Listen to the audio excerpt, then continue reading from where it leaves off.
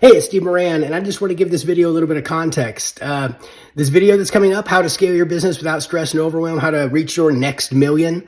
Every single image inside the video was created by AI with a simple prompt, okay? And I really want you to take a look at this and just kind of think outside the box and see how, AI, which has only been around for about a year now, can really impact your business. Now, what's kind of a funny side note here is that the AI does an amazing job, and it comes back and it tells you exactly what it did and why it created the image the way that it did. And it spells everything correctly when it does that. Well, when it spells on the images, it's not always perfect. So I need you to understand there's going to be some misspellings here. Don't look at the misspellings. Look at how you can tell a story with AI, and I hope you find some benefit to this. Hello, everybody. Stephen Moran here, and I hope everybody's doing well. I want to thank you so much for joining me on today's presentation. As you can tell by the title slide here, what we're going to be focusing on today, and the title of this presentation is called Your Next Million. This is all about how to grow your successful business to 8 figures and beyond. And for those of you who don't know me, I'll make this a mercifully brief introduction. My name is Stephen John Moran. And that's a picture of me at Mission Hills Country Club in Rancho Mirage, where I recently won the Southern California Open in my flight, and I'm really proud of that. I'm known as the go-to guy in the internet marketing space for creating marketing campaigns that get results fast. My campaigns have generated over $15 million for myself and my private clients in the last 3 years alone. This presentation is more about you than me, so let's keep moving. I don't know if you're like me, but have you ever noticed that almost everything you see online is about how to get started? Most of it's beginner stuff. How to build a funnel, how to run a Facebook ad, how to create a product, things like that, right? Stuff that, I don't know about you, but have you ever noticed a massive gap in the marketplace for business that's already up and running and they're doing really well, but they just want to do better? The people that are already dedicated to the game they're in, and they're like, hey, we just want to grow, and we made it past the first hurdle. What about us? So if that sounds like you, this is specifically for you. So let's talk about what we're going to be doing here today. I'm going to show you how one thing can literally 10x your business. Actually, if you want to split hairs, we'll talk about how it can potentially 16.66x your business. It's all based on stuff that I've done personally, and it's all based on stuff clients have done. So with that said, let me give you some very important disclosure. I'm going to share mostly client stories along with my own business, and please understand the effectiveness of the concepts I'm sharing with you in today's presentation. I'm not using them as any sort of income claim or insinuating that if you give me money that you're going to get the same results that they did or anything like that at all. It's really just for illustrative purposes. The average person that buys any sort of how-to stuff training, whether it's weight loss, online business growth, or whatever, the average person rarely gets any results at all. Now, I don't know why that is, but the average person who buys home exercise equipment rarely looks like a fitness model, do they? We've all seen that before, right? So I just figured I'd get some straight talk about that. You're probably used to a bunch of hype, and that's not what you're going to get here, all right? Do you remember when you got started? Isn't this a great slide? Remember when you started your business? I can't help but laugh. It looks like we're starting a flying light bulb business. Anyways, remember when you got started, you had this idea, right? And the first thing you did is you went into debt. At least you spent some money, right? You had to have some courses. And, most of those courses are really, really good. I've spent so much money on courses, and I'm glad I did. I don't ever really remember purchasing a bad course. Even the ones you think might be bad, you had a couple of real nuggets in there if you really went through them. And then if you're like me, every single idea had to have its own domain, right? So I don't know about you, but I literally got hundreds of domains for every single harebrained idea I've ever come up with. And then you buy some more courses. Then, of course, the courses you buy open this whole other can of worms. So then you have some more ideas. So then you buy some more domains, and then you got product creation. Then you got to make product, and that can be a pain in the butt. And then you build your website and your sales letter and your order form, and you hook everything up, and all the tech stuff is a major hassle. And then you're finally ready to go, and you're finally ready to run to market. You're ready to start selling your stuff. So you're all excited and stuff, and you run a Facebook ad or something, and you end up here. Damn it, because it never works the first time. It really kind of is like that, though, isn't it? You're expecting to have a really fun experience, and then it doesn't work right. And it's so disappointing.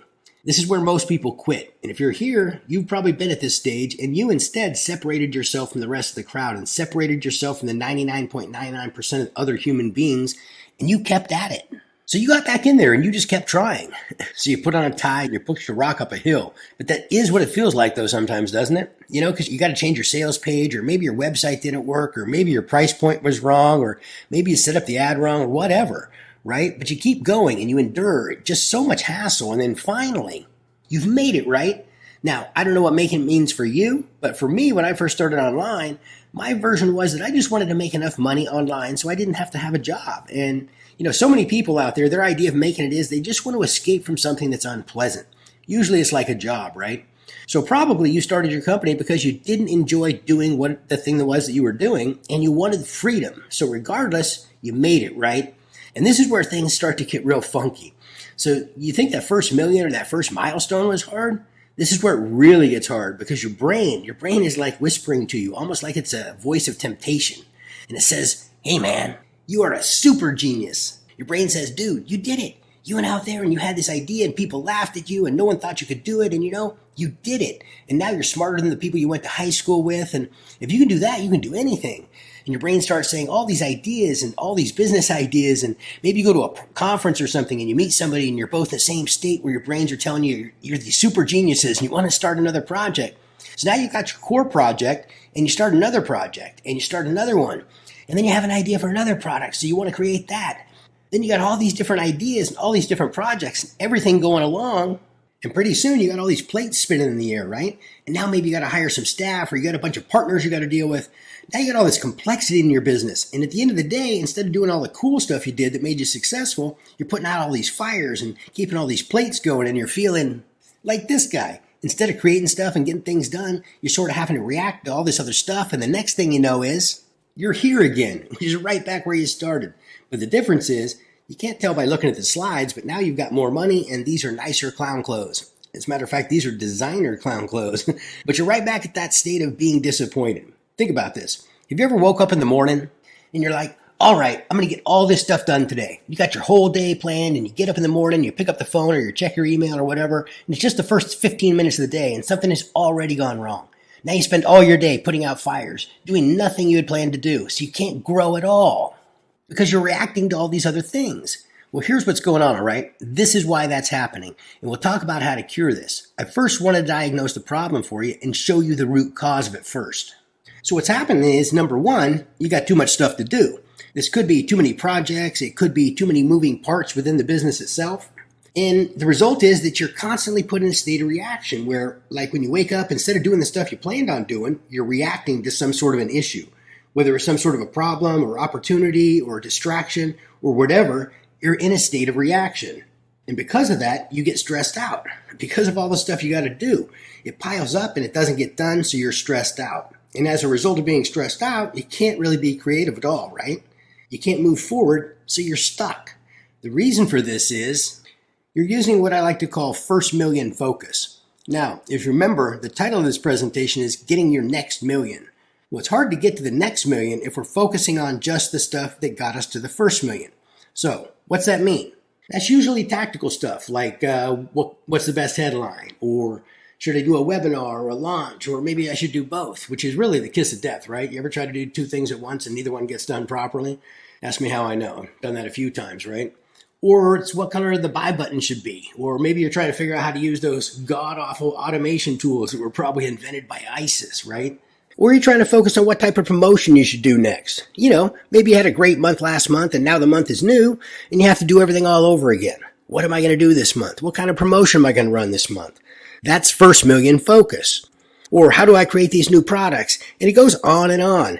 Again, that's first million focus. Here's the deal. There's nothing wrong with that. It's okay to focus on that. However, I want you to think about this one quote.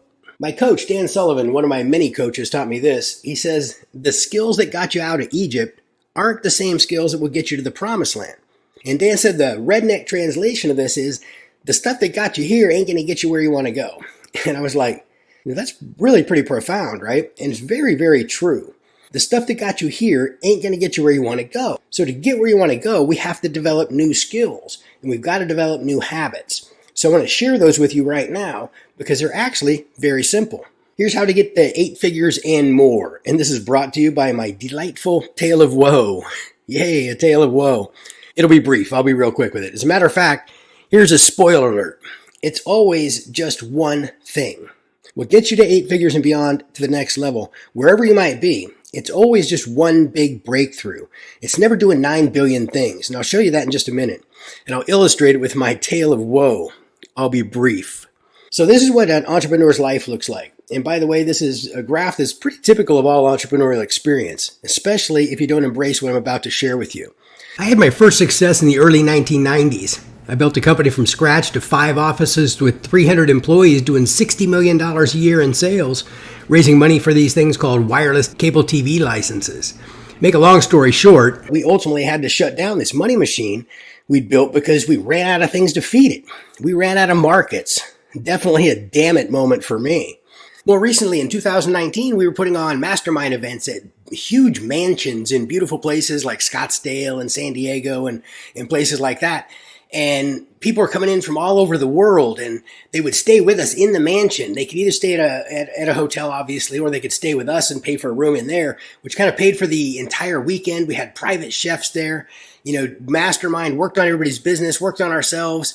Just absolutely amazing, empowering events. And guess what happened?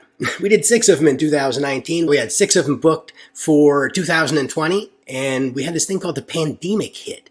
We had to not only not do the events in 2020, but we had to refund money for 6 events that we'd already collected. Right back to damn it, just with more money and nicer clothes. So I kept trying different things, and I'm stressed all the time, and I'm always in a state of reaction. And by the middle of 2020, I was like, this totally sucks. I was always stressed out, and I just couldn't grow to the level I wanted to grow, no matter what the business model was. So I decided to sit back and look at all the things that I'd done in the past and where I found it was so unexpected. It made me think back to when I decided to work with dentists to help them with their marketing. And I had an inner circle where I'd send them a couple of training CDs and a newsletter every month, and they'd pay me $397 a month. The CDs were literally recorded phone calls of me doing something that I love to do. And I had a staff that took care of all the minutia, all the direct mail, the newsletter, and all that. By the end of the second year, I had over 200 dentists paying me $397 a month. I ultimately sold that business, but that little promo over time made me over $2 million, and it was super easy to fulfill, and it was super easy to sell, and it brought in over $2 million. My brain was like, dude, what if all this time that was all you'd been doing? And it sort of hit me, and I was like, man, that was really easy to sell, and it was fun to do, and the clients were happy. So I made like an instant decision to focus on that one thing for me. So I set off to create AI virtual assistants as a tool to help entrepreneurs sell more stuff online. And it took less than 6 months to create over $100,000 in recurring revenue, which is amazing, just from focusing on that one thing. I'll tell you another example of how focusing on just one thing can really change things for you. I also work with private clients, and this is one of my private clients, Brooke.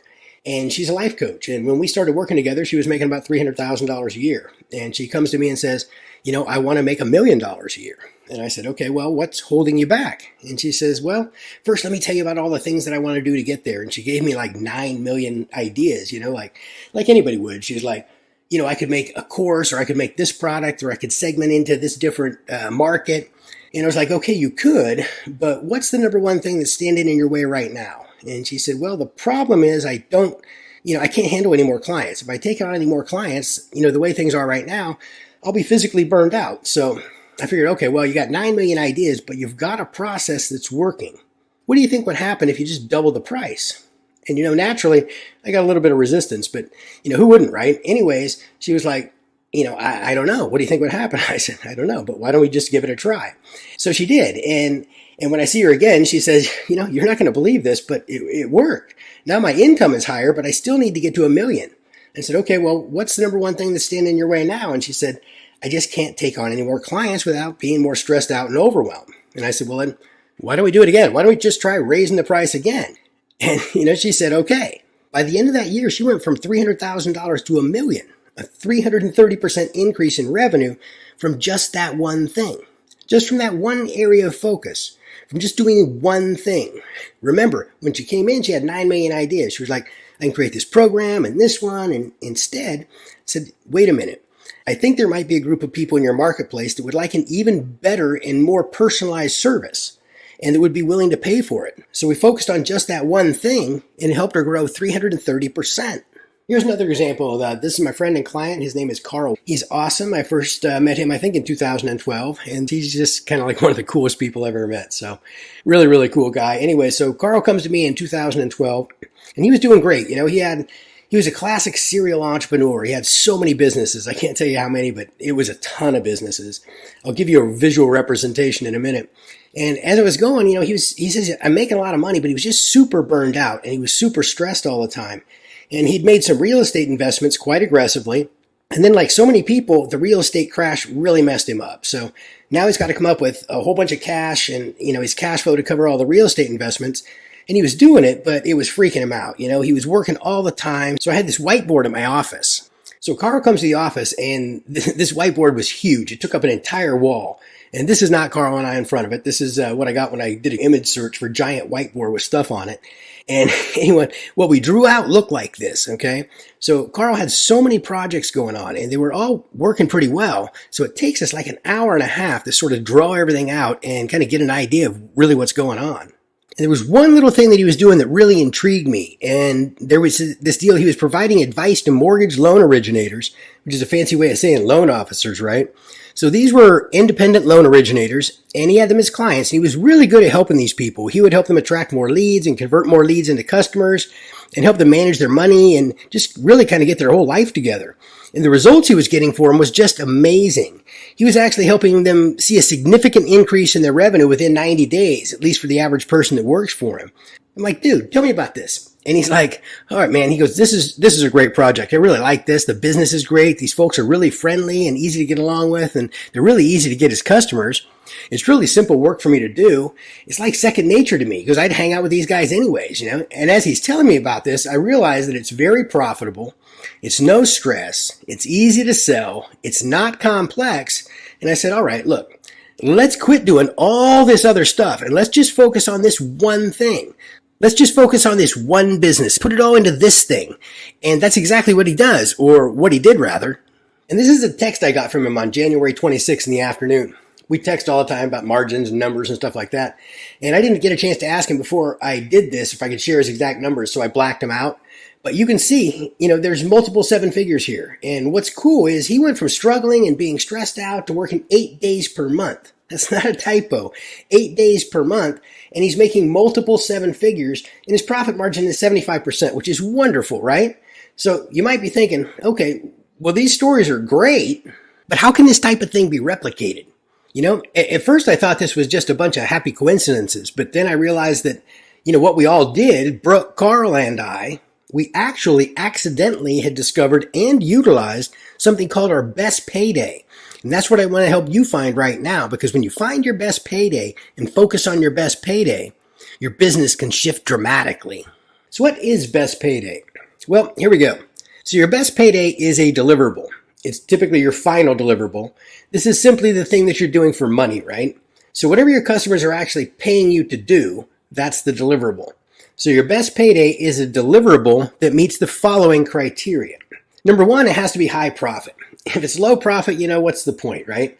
And here's an interesting distinction. I'm using the word best here, not biggest, because it also has to be energizing to you, all right? So if you're left with less energy at the end of the day than you had at the beginning when you started the day, if you're doing this particular type of payday, then that's not your best payday. The reason I put this out there is because my best payday is not my biggest payday. My biggest payday is $100,000 or more for creating very intricate custom campaigns for large clients. It's a huge payday, but I can't do it every day. And it's really, really draining and very, very difficult to do, right? So biggest and best are two different things. I think you get it, okay? You like doing it. It should be something you love doing. Here's the thing, and it needs to be easy to sell. If your business has got something that's difficult to sell, you're probably not selling the right thing, right? It also needs to be easy to deliver. This means that if you do it, it can't be so complex and so hard that you're exhausted by the time you're done doing it. So it needs to be easy. It also needs to be sustainable, because if it's not easy to deliver, it won't be sustainable. So your best payday is something that meets all of this criteria. So look at everything in your business and compare everything you're doing and use this as kind of a scorecard, sort of. Then you'll see what your best payday is. So for me, at the time of creating this, it was the inner circle. For Brooke, hers was continuing to do coaching, but just raising the prices. For Carl, his best payday was working with these loan officers. Now here's the deal. This is where it gets really cool. Some folks might be doing a lot and don't want to be limited. There are a lot of things I like to do. Well, here's the thing. You can have more than one. Here's how I discovered this. In 2007, I decided to start doing mastermind events a couple times a year. I was going to do them at these big, beautiful mansions with a private chef, and the bedrooms in the mansion were available on a first-come, first-served basis, obviously at a price. And in the first 21 days after sending the first email, it brought in $600 in sales from sending a simple email with a PDF. So you can have multiple best paydays. All you need to do is be looking for a deliverable that meets these criteria. High net profit, it's energizing, it's easy to sell, it's easy to deliver, and you can do it over and over again. Here's another example. Remember Brooke? She came to one of our masterminds, and I said, okay, Brooke, what do you want to do? And she said, I really want to grow, but I want to also start taking myself out of the daily operations of the business. And she said, I don't really want to mess around with price elasticity anymore. I want to build another arm onto the business. And I want to model it after the program you created for dentists, which was to create continuity. So I said, okay. And we built her little process and she started selling her continuity. And she really began focusing on that for a solid year and a half. And I heard from her over New Year's Eve. I actually hear from her all the time. And she did $5 million last year. Now, take a look at this. Remember earlier when I told you how you could 10x your business? And actually that if you wanted to split hairs, I'd show you how you could 16.66x your business. Well, that's exactly what Brooke did. She started out at $300,000 a year, and then she did $5 million last year, which is a 16.66x growth. So that's what she did. She found the one big thing. At first, it was the price elasticity, right? And then she realized she could charge significantly more and give a higher level of personal service to her clients. Then she created another aspect of her business and then just did that one thing. In her case, it was a monthly program, and she just focused on that one thing, right? So how do you actually do this? What does this mean? Well, I'll share it with you because after having done it with so many people, I found out that there's really a process for it, and that's what I want to share with you. So you follow the 3 magic steps that aren't really magic at all. It's really just common sense, but everybody seems to get them backwards. So I'm going to walk you through these. Step number 1 is to stabilize. Step number 2 is to optimize. And step number 3 is to expand. Note that expand is in red. That does not mean it's the most important because it's the most dangerous. This is the part that can mess you up.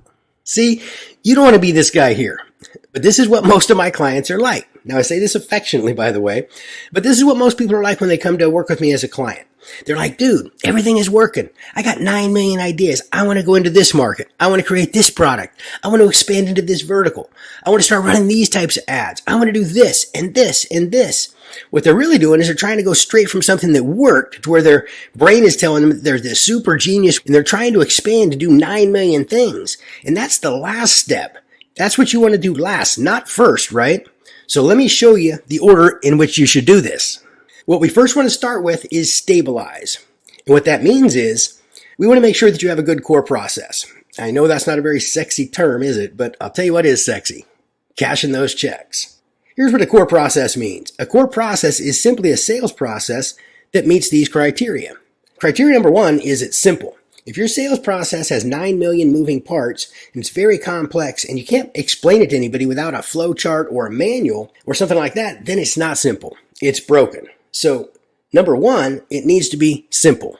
Number 2, it needs to be low resistance. So if you got a hard time getting people to participate in your sales process, you're in trouble. A great example of this is timeshare, right?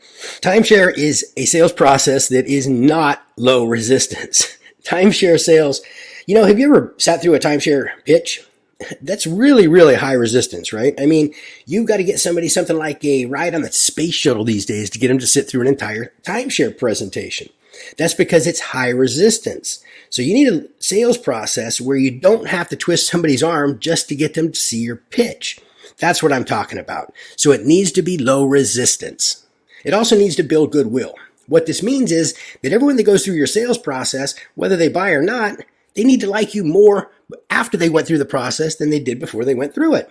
And the reason why is because you'll find out, if you haven't found this out already, is that your income and your success is directly related to how much goodwill you have in your marketplace. The more goodwill you have, the more successful you will be. So it makes sense that your sales process should be simple, it should be easy to get people into, and it should build goodwill.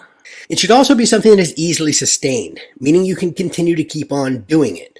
So if you're doing it personally, you need to be able to keep doing it all the time. It can be replicated, which means you can get someone else to do it, right? Or it can be automated, which means obviously they can happen through automation and you don't have to be there to do it. So it can be any of these three things. It doesn't have to be all three, but it's got to be something that can either be sustained, replicated, or automated. So if you got that, that's what a core process is. Here, I'll draw out mine. When I created my inner circle, that was my continuity program, I had the one funnel that was working already, where people would buy my book about how to get dental patients, and then the webinar would sell them a higher ticket course. It wasn't a particularly expensive course. They could buy this training for like $1,800. And when they bought the book, there were a couple of one-click upsells so they could buy some more stuff upon purchase of the book. That was really my core process. And when I decided to create my inner circle, all I did was think, you know what? I've got this book that's attracting the type of people that I want. At that time, it was dentists. And, they want to get more patients. And I'm selling these books at a profit. So why don't I just bolt on the inner circle offer to the back of it? So now anybody who buys the book at a profit is going to see my inner circle offer. Guess what? That was my entire core process for my inner circle, to get more inner circle members. And the reason why is it gave me a predictable result. And that's all you really want. You want a sales process that gives you a predictable result. You need to know that if you put $1 in on marketing, that core process is going to give you $1.10 or $1.50 or whatever, right? And that's it. That's the first step. That's the single most important thing that you can build. Because once you have that, things can kind of run on their own, right? But if you want to grow, we go to step number 2, which is to optimize. This is a fancy way of saying we just make your core process even better. So I'll give you an example, and this is kind of embarrassing. Remember my core process for getting clients for my inner circle? It starts with my book funnel, or someone sees an ad and they go buy my book. After they buy the book, they can get on a webinar. It's automated. Some of these folks will buy the one-click upsells during the checkout process, and some of them will buy the course. And some of them will see my promotion for my inner circle, and some of them will join. Well, I wanted to make my core process even better. Now, a lot of you guys that are more advanced are going to laugh at me, but after running my core process for over a year, I decided to add an order bump to my order form on my book. Now, I know this is so simple, but didn't even occur to me till after about a year after I started running my book funnel. So I put my order bump on my order form, and the next thing you know, my average book buyer was worth a lot more money, meaning I can now spend more money to get more book buyers at a profit, which means I can now present my inner circle to more people. This is how I grew the entire inner circle, by simply focusing on the core process. This is how we grew it and how we did over $2 million. This is the big secret. But it's really, really simple, actually. The final step is to expand. And here's the way you do it. Expansion number 1 is to bolt something on. So if you go back to my core process with my book, it was book to webinar. That was my whole core process. That made money, right? When I wanted to expand my business and go from products to continuity, I didn't go out and create an entirely different sales process for my inner circle. I just bolted the inner circle to the end of my core process. I didn't have to run ads for the inner circle or anything like that. It was just like, hey, if they buy my book, I'll start selling them inner circle. That was the way I grew my inner circle. It's called a bolt-on. The second way to expand is called cloning. This is what Brooke did. So when Brooke started her monthly program, of course, this was in addition to the already successful coaching program she had. When she started that, she came to me and she said, okay, what's working really well for you? And I'll just model that. And I said, okay, I got this book funnel and it's working pretty well. And she said, okay, I'm going to create a book funnel. And that's what she did. And it worked really, really well. And at the time she wanted to expand, she says, you know what? The book funnel worked really, really well. So I'm just going to create another book funnel to the same marketplace, right? So all her books are about coaching yourself on how to be a coach and how to solve your own emotional issues. So she just wrote multiple books on multiple topics and they all funnel to her monthly program. That's called cloning, right? Replacing yourself is another way to expand. So you remember my friend Carl, right? I told you when we first started, he was all stressed out. He was overwhelmed, and now he makes ridiculous amounts of profit, and he only works 8 days a month. Well, when we started, he was overwhelmed because he had so many different businesses. Then we focused on the business of serving mortgage loan originators, and it was him doing all the fulfillment. And then we got the business stabilized, and everything was cool, and when it came time to expand, he started having other people do the coaching. At the beginning, it was him doing all the coaching, right? And then he just trained other people to do the coaching. He replaced himself in that business, right? There are really only 3 sustainable areas of expansion that you should be working on, right? That's it. That's how we keep it simple. And that's how you grow, right? That's how we get out of overwhelm and we get to start growing our business without stress. So if we want to look at this in terms of a 3-part thing to do, Thing number one is you always want to use next million thinking to find the one big thing. Don't use first million thinking. Don't be thinking, what kind of headline should I use? What order button should I use? Or what new product should I create? You stay stuck doing that. That's first million thinking. Instead, focus on next million thinking and find that one big thing. For me, it was shifting from selling a million different things to selling just one thing, which was continuity. That was my first big breakthrough. For Brooke, hers was price elasticity. That was the first one big thing that she focused on. For Carl was focused on the area of the business that he really maximized was working with the loan originators instead of working with 9 million different other projects. Focus just on one aspect of the business. And once you do that, then you do the 3 magic steps, right? Stabilize, optimize, and expand. You build a stable core process to sell your best payday. Remember, we talked about finding the best payday in the core process to get customers for it. Then you optimize the core process. And then if you want to get fancy, you can expand. Some people will never even get to the expansion. They're like, okay, I'm good. I don't need to do anything anymore, Just like Carl, he's like, you know what? I'm pretty happy. Things are working great. I'm kind of happy with 8 days a month. I'm cool, right? So after that, the next thing is repeat the process. If you want to keep growing, then you just repeat. That's what I did in my business. Number one, I found my best payday was my Inner Circle continuity program. And then I focused my AI virtual assistants for the last 12 months. And then I realized that my 12-week maximizer was also a best payday.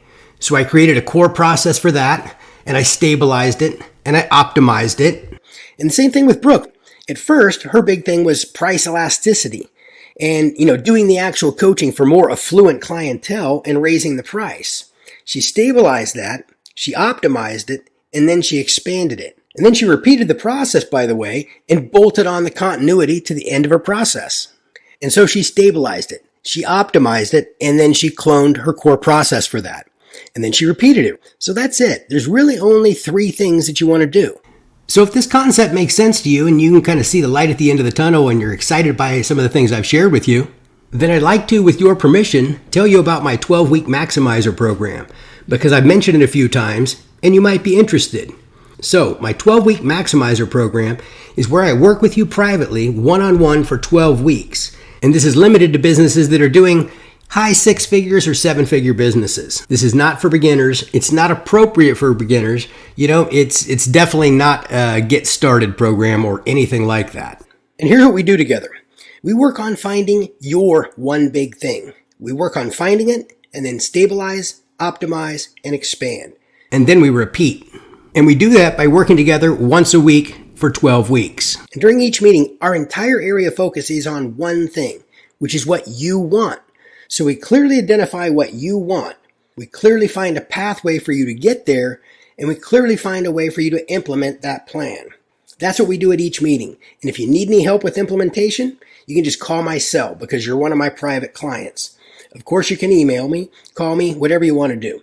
All right. So if this sounds like something that is appealing to you and you're like, man, I would just love to work with Stephen and finding my one big thing and really get this thing done and then start repeating that process, then this 12-week maximizer program is specifically for you. So if that sounds good, you're going to want to click the link on this page. You'll see it somewhere over here and apply to talk to me. And I'd love to talk to you.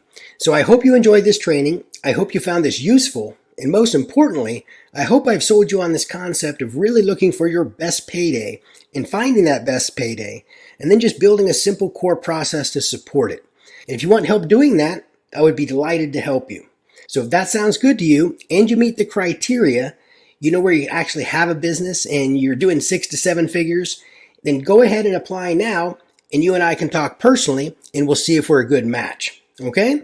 Thanks so much for watching this training. I really appreciate it, and I look forward to speaking with you soon. All right? Take it easy. Thank you so much for your time.